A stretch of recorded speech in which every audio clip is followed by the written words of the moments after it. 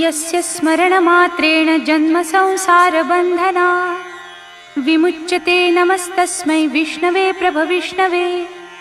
नमः समस्तभूतानामादिभूताय भूभृते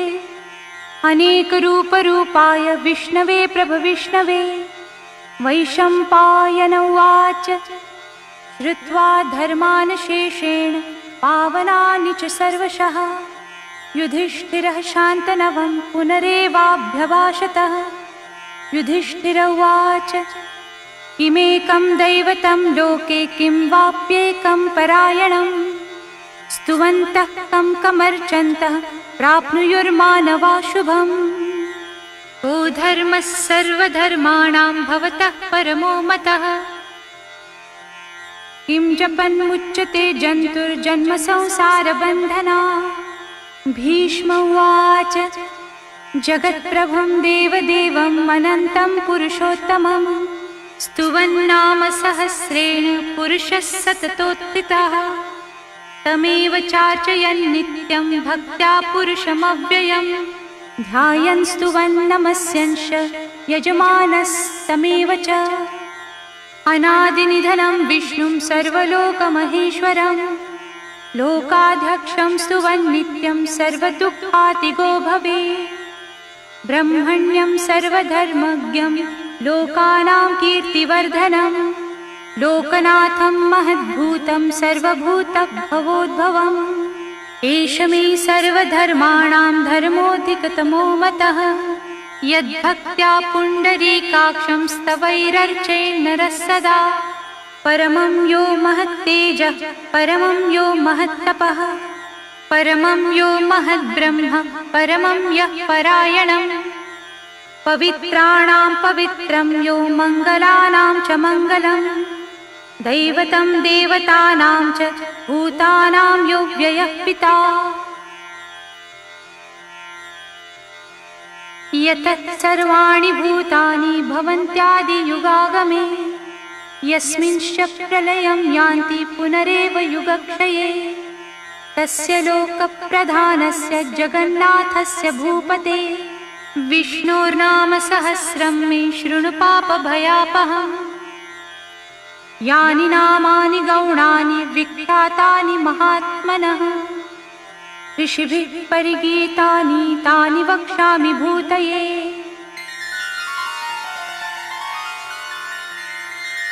शान्ताकारं भुजगशयनं पद्मनाभं सुरेशं विश्वाधारं गगनसदृशं मेघवर्णं शुभांगं लक्ष्मीकान्तं कमलनयनं योगिभिर्ध्यानगम्यं वन्दे विष्णुं भवभयहरं सर्वलोकैकनाथम्।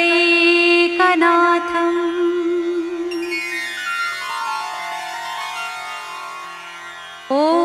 विश्वस्मै नमः। ॐ विश्वं विष्णुर्वषट्कारो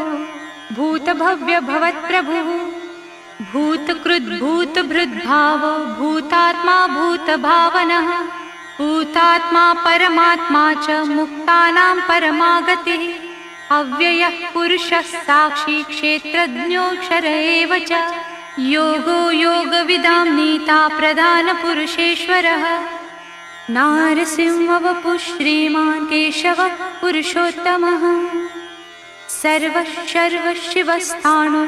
भूतादिर्निधिरव्ययः संभवो भावनो भर्ता प्रभवः प्रभुरीश्वरः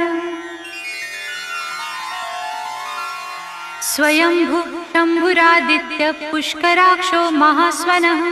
अनादिनिधनो धाता विधाता धातुरुत्तमः अप्रमेयो ऋषिकेशः पद्मनाभो मरप्रभुः विश्वकर्मा मनुस्त्वष्टा हविष्ठः स्थविरो ध्रुवः अग्राह्यः शाश्वतः कृष्णो लोहिताक्षः प्रतर्दनः प्रभूतस्त्रिककुब्धाम पवित्रं मङ्गलं परम्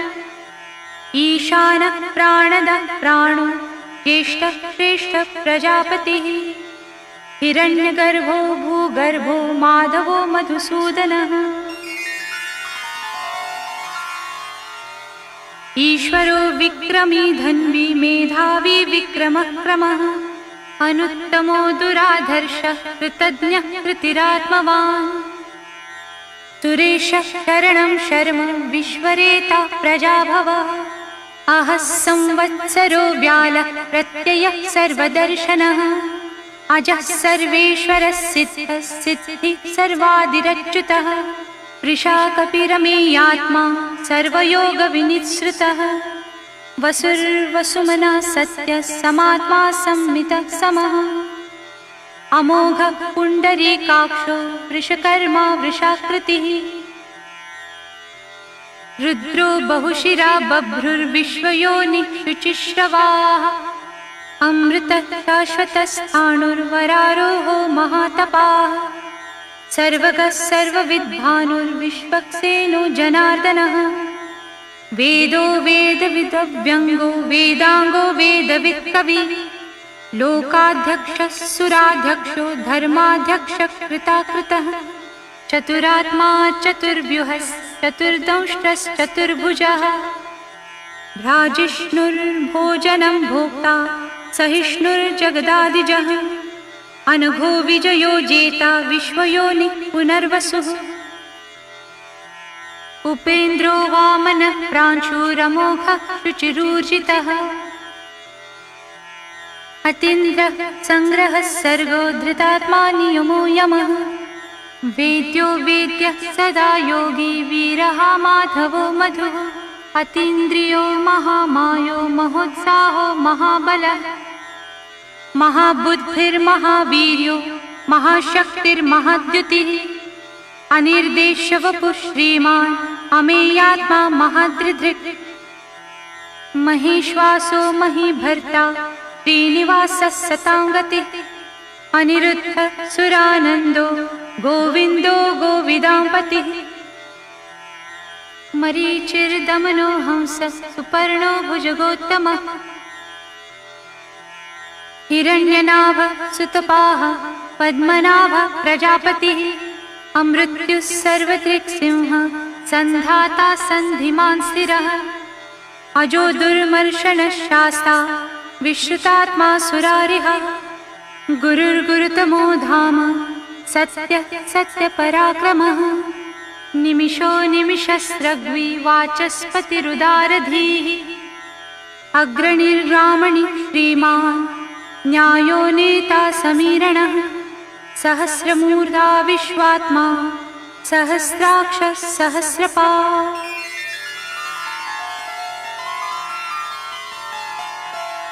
आवर्तनो निवृत्तात्मा संवृत्तः संप्रमर्दनः अहः संवर्तको वह्निः अनिलो धरणीधरः सुप्रसादः प्रसन्नात्मा विश्वधृक् विश्वभुग् विभुः सत्कर्ता सत्कृतः साधुर्जह्नुर्नारायणो नरः असंख्येयो प्रमेयात्मा विशिष्टः शिष्टकृच्छुचिः सिद्धार्थः सिद्धसंकल्पः सिद्धिदः सिद्धिसाधनः वृषा हि वृषभो विष्णुर्विषपर्वा वृषोदरः वर्धनो वर्धमानश्च विविक्तः श्रुतिसागरः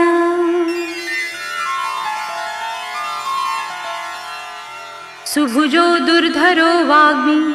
महीन्द्रो वसुदो वसुः नैकरूपो बृहद्रूपः पिपिविष्टः प्रकाशनः ओजस्तेजोद्युतिधरः प्रकाशात्मा प्रतापनः ऋद्धस्पष्टाक्षरो मन्त्रश्चन्द्रांशुर्भास्करद्युतिः अमृतांशुद्भवो भानुः शशबिन्दुः सुरेश्वरः औषधं जगतस्तेतुः सत्यधर्मपराक्रमः भूतभव्यभवन्नाथ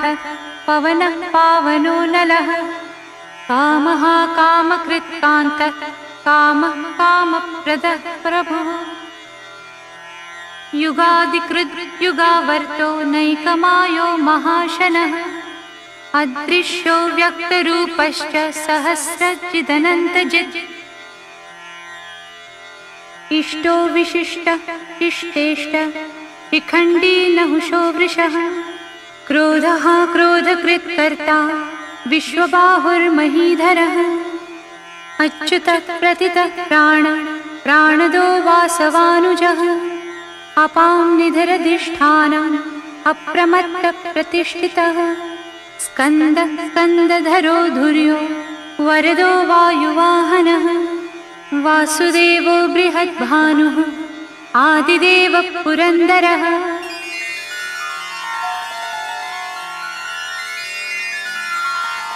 अशोकः कारणस्तारः शूरशौर्यर्जनीश्वरः अनुकूलः शतावर्तः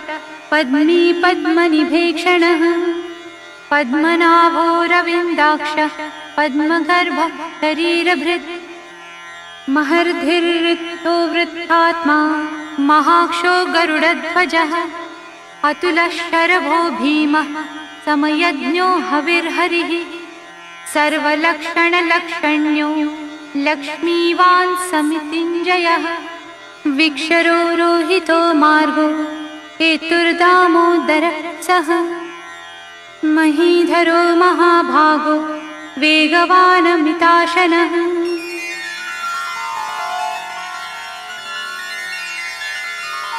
उद्भवः शोभनो देव श्रीगर्भः परमेश्वरः करणं कारणं कर्ता विकर्ता गहनो गुहः व्यवसायो व्यवस्थानः संस्थानः स्थानदो ध्रुवः परर्धि परमः स्पष्टः तुष्टः पुष्टः सुभेक्षणः रामो विरामो विरजो मार्गो नेयो नयो नयः वीरः शक्तिमतां श्रेष्ठो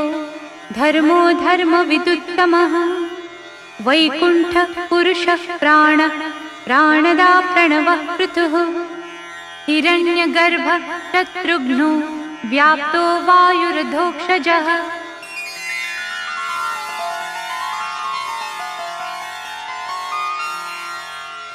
ऋतुः सुदर्शनः कालः परमेष्ठी परिग्रहः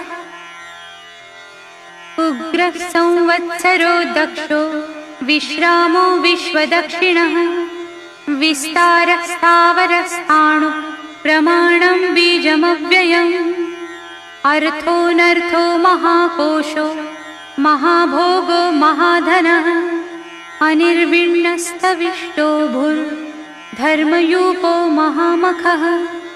नक्षत्रनेमिर्नक्षत्री क्षमः क्षामः समीहनः यज्ञ ईक्षो महीज्यश्च क्रतुः सत्रं सतां गतिः सर्वदर्शी विमुक्तात्मा सर्वज्ञो ज्ञानमुत्तमम्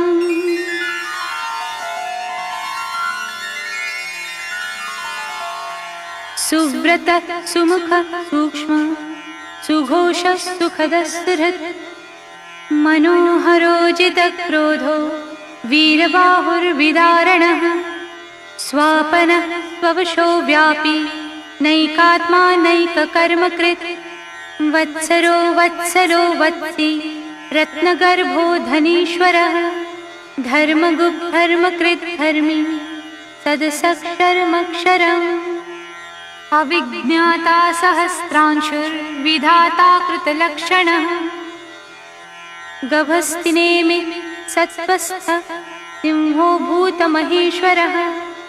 आदिदेवो महादेवो देवेशो देवभृद्गुरुः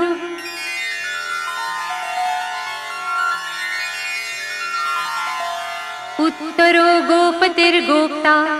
ज्ञानगम्यः पुरातनः शरीरभूतभृद्भोक्ता कपीन्द्रो भूरि दक्षिणः सोमपोमृतपः सोम पुरुचित् पुरुषस्तमः विनयो जयः सत्यसन्धो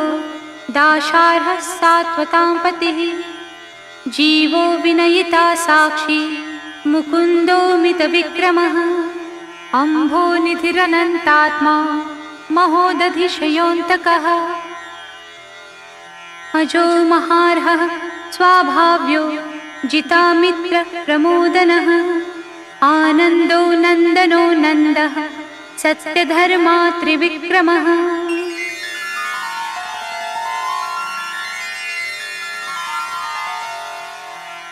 महर्षि कपिलाचार्य कृतज्ञो मेदिनीपति त्रिपदस्त्रिदशाध्यक्षो महाशृङ्गकृतान्तकृत् महावराहो गोविन्द सुषेण कनकाङ्गदी गुह्यो गभीरो गहनो गुप्तश्चक्रगदाधरः वेदाः स्वाङ्गोचितकृष्णो दृढः सङ्कर्षणोच्युतः वरुणो वारुणो वृक्षः पुष्कराक्षो महामनाः भगवान् भगहानन्दी वनमाली हलायुध आदित्यो ज्योतिरादित्यः सहिष्णुर्गतिसत्तमः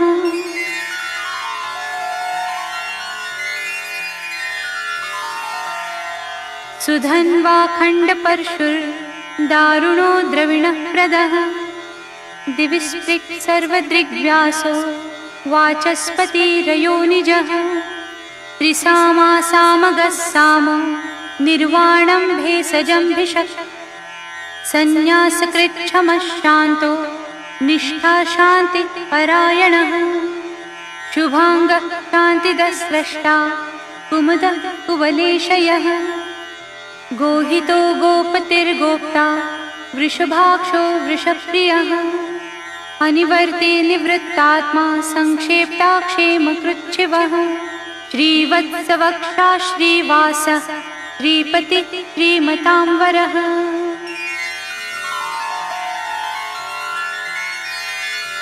श्रीधर श्रीश श्रीनिवास श्रीनिधि श्रीविभावनः श्रीधर श्रीकर श्रेय श्रीमान् लोकत्रयाश्रयः स्वक्षस्वङ्गशतानन्दो नन्दिर्ज्योतिर्गणेश्वरः विजितात्मा विधेयात्मा सत्कीर्तिश्छिन्न संशयः उदीर्णः सर्वतश्चक्षुः अनीशः शाश्वतस्थिरः भूषयो भूषणो भूतिर्विशोकशोकनाशनः अर्चिष्मान् अर्चितः कुम्भो विशुद्धात्मा विशोधनः अनिरुद्धो प्रतिरथः प्रद्युम्नो मितविक्रमः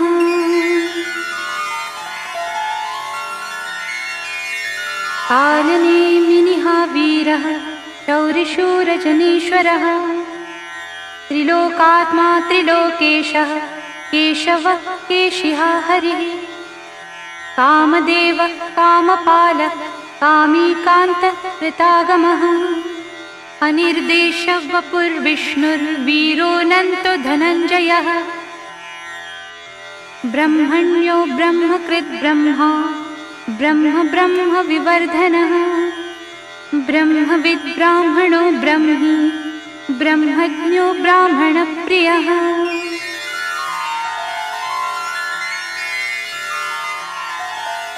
महाक्रमो महाकर्मा महातेजा महोरगः महाक्रतुर्महायज्वा महायज्ञो महाहविः स्तव्यस्तव्यप्रियस्तोत्रं स्तुतिस्तोतारणप्रियः पूर्णपूरयिता पुण्यकीर्तिरनामयः मनोजवस्तीर्थकरो वसुरेता वसुप्रदः वसुप्रदो वासुदेवो वसुर्वसुमनाहविः सद्गति सत्कृति सत्ता सद्भूति तत्परायणः शूरसेनो यदुश्रेष्ठः सन्निवासः सुयामुनः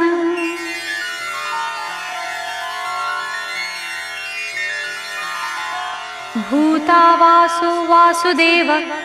सर्वासुन्निलयो नलः दर्पः दर्पदो दृप्तो दुर्धरोऽथा पराजितः विश्वमूर्तिर्महामूर्तिर्दीप्तमूर्तिरमूर्तिमान् अनेकमूर्तिरव्यक्तः शतमूर्तिः शताननः एकोनैकः स वक्तः किं यत्तत्पदमनुत्तमम् लोकबन्धुर्लोकनाथो माधवो भक्तवत्सलः सुवर्णवर्णो हेमाङ्गो वराङ्गश्चन्दनाङ्गदी वीरः विषमशून्यो धृताशीरचलश्चल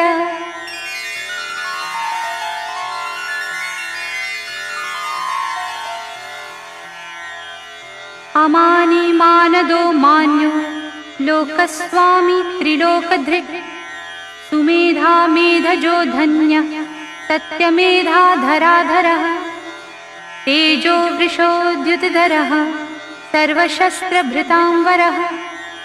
प्रग्रहो निग्रहो व्यग्रो नैकशृङ्गो गदाग्रजः चतुर्मूर्तिश्चतुर्बाहुश्चतुर्व्यूहश्चतुर्गतिः चतुरात्मा चतुर्भावश्चतुर्वेदविदेकपात् समावर्तो निवृत्तात्मा दुर्जयो दुरतिक्रमः दुर्लभो दुर्गमो दुर्गो दुरावासो दुरारिहा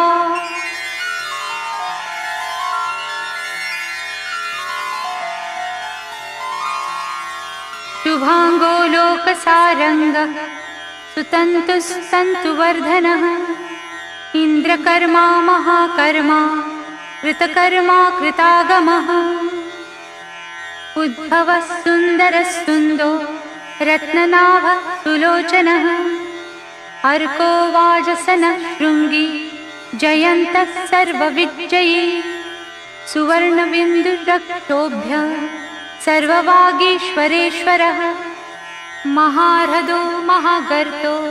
महाभूतो महानिधिः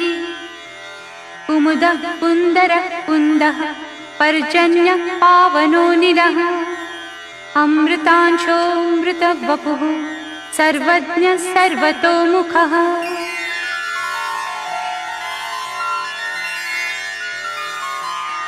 सुलभः सुव्रतः सिद्धः शत्रुचित् शत्रुतापनः न्यग्रोधो दुम्बरोऽश्वत्थः चाणूरान्ध्रनिषूदनः सहस्रार्ची सप्तजिह्वा सप्तैधा सप्तवाहनः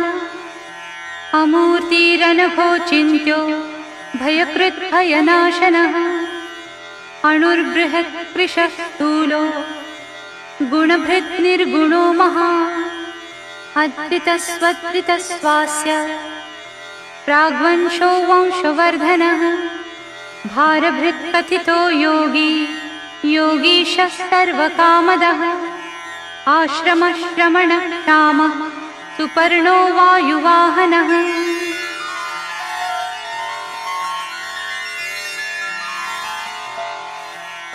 धनुर्धरो धनुर्वेदो दण्डो दमयिता दमः अपराजितः सर्वसहो नियन्ता नियमो यमः सत्त्ववान् सात्विकः सत्यधर्मपरायणः अभिप्रायः प्रियार्होर्हः प्रियकृत् प्रीतिवर्धनः विहाय सगतिर्ज्योतिः सुरुचिर्हुतभुग्विभुः रविर्विरोचनः सूर्यः सवितारविलोचनः अनन्तो हुतभुग्भोक्ता सुखदो नैकजोऽग्रजः अनिर्विण्णः सदामर्षि लोकाधिष्ठानमद्भुतः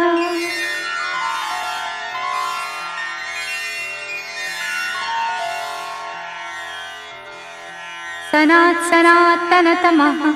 कपिलः कपिरव्ययः स्वस्तिदः स्वस्तिकृत् स्वस्ति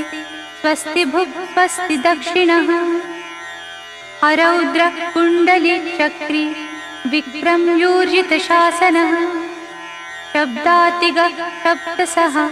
शिशिरः शर्वरीकरः अक्रूरः पेशलो दक्षो दक्षिणः शमिणावरः विद्वत्तमो वीतभयः पुण्यश्रवणकीर्तनः उत्तारणो दुष्कृतिः पुण्यो दुःस्वप्ननाशनः वीरः रक्षणः सन्तो जीवनः पर्यवस्थितः।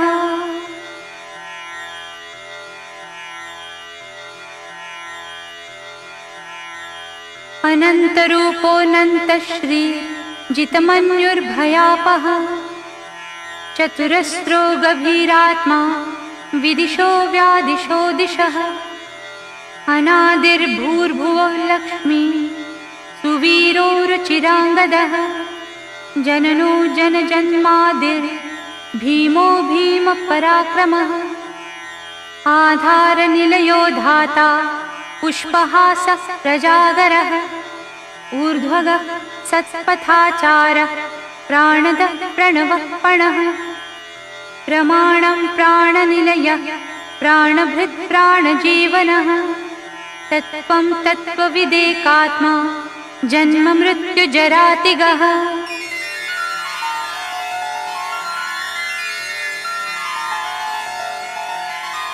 भूर्भुवः स्वस्तरुस्तारः सविता प्रपितामहः यज्ञो यज्ञपतिर्यज्वा यज्ञाङ्गो यज्ञवाहनः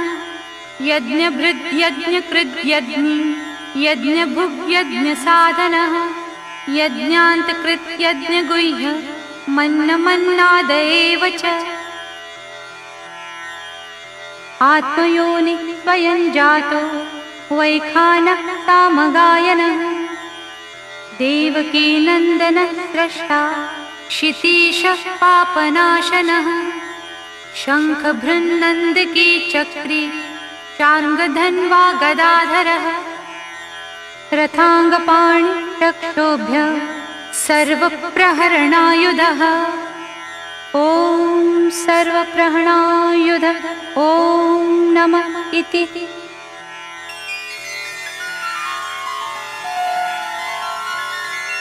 इतीदं कीर्तनीयस्य केशवस्य महात्मनः नाम्नां सहस्रं दिव्यानाम् अशेषेण प्रकीर्तितं य इदं शृणुयान्नित्यं यश्चापि परिकीर्तये नाशुभं प्राप्नुयात् किञ्चित् सौमुत्रेह च मानवः वेदान्तगो ब्राह्मणस्यात् क्षत्रियो विजयी भवेत् वैश्यो धनसमृद्धस्यात् शूद्रः सुखमवाप्नुयात्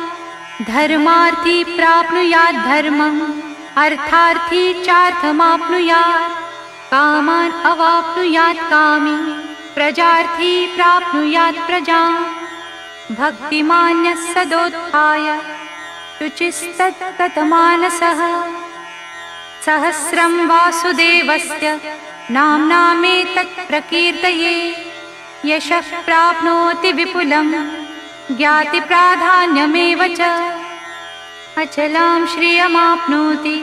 श्रेयः प्राप्नोत्यनुत्तमम् न भयं क्वचिदाप्नोति वीर्यं तेजश्च विन्दति भवत्यरोगो द्युतिमान् बलरूपगुणान्वितः रोगार्तो मुच्यते रोगात् बद्धो मुच्येत बन्धनात् भयान्मुच्येत भीतस्तु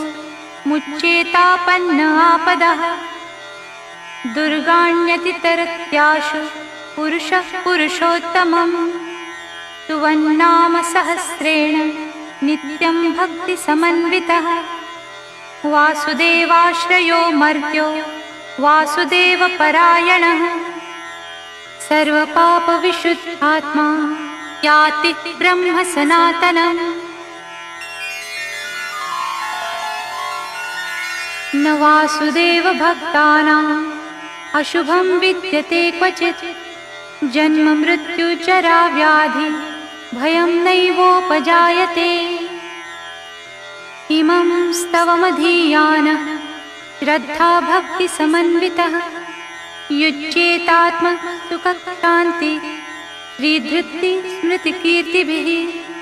न क्रोधो न च मात्सर्यं न लोभो नाशुभा मतिः भवन्ति कृतपुण्यानां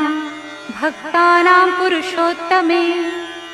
द्योतचन्द्रार्कनक्षत्रा हंदिशो भूर्महो दधिः वासुदेवस्य वीर्येण विधृतानि महात्मनः ससुरासुरगन्धर्वं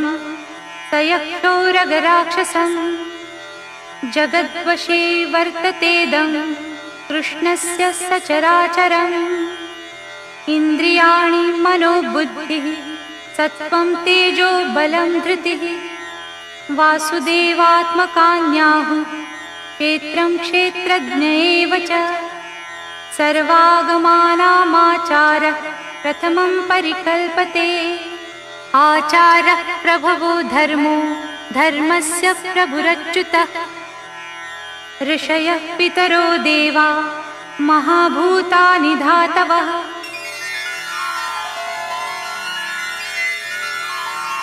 जङ्गमाजङ्गमं चेदं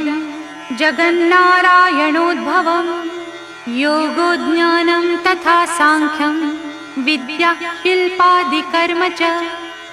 वेदाः शास्त्राणि विज्ञानमेतत् सर्वं जनार्दना एको विष्णुर्महद्भूतं पृथग्भूतान्यनेकशः त्रीन् लोकान् व्याप्य भूतात्मा भुङ्क्ते विश्वभुगव्ययः इमं स्तवं भगवतो विष्णोर्व्यासेन कीर्तितं पठेद्य इच्छेत् पुरुषः श्रेयः प्राप्तुं सुखानि च विश्वेश्वरमजं देवं जगतः प्रभवाप्ययं भजन्ति ये पुष्कराक्षं न ते यान्ति पराभवम् न ते यान्ति पराभवम् वनमाली गदी शार्ङ्गी शङ्खी चक्री च नन्दकी श्रीमान्नारायणो विष्णुर्वासुदेवोऽभिरक्षतु नमोऽस्त्वनन्ताय सहस्रमूर्तये सहस्रपादाक्षशिरोरुबाहवे सहस्रनाम्ने पुरुषाय शाश्वते सहस्रकोटियुगधारिणे नमः नमः कमलनाभाय नमस्ते जलशालिने नमस्ते केशवानन्त वासुदेव नमोऽस्तु ते वासनाद्वासुदेवस्य वासितं भुवनत्रयं सर्वभूतनिवासोऽसि वासुदेव नमोऽस्तु ते नमो ब्रह्मण्यदेवाय गोब्राह्मणहिताय च जगद्हिताय कृष्णाय गोविन्दाय नमो नमः आकाशात् पतितं तोयं यथा गच्छति सागरं सर्वदेव नमस्कार केशवं प्रतिगच्छति श्रीकेशवं प्रतिगच्छति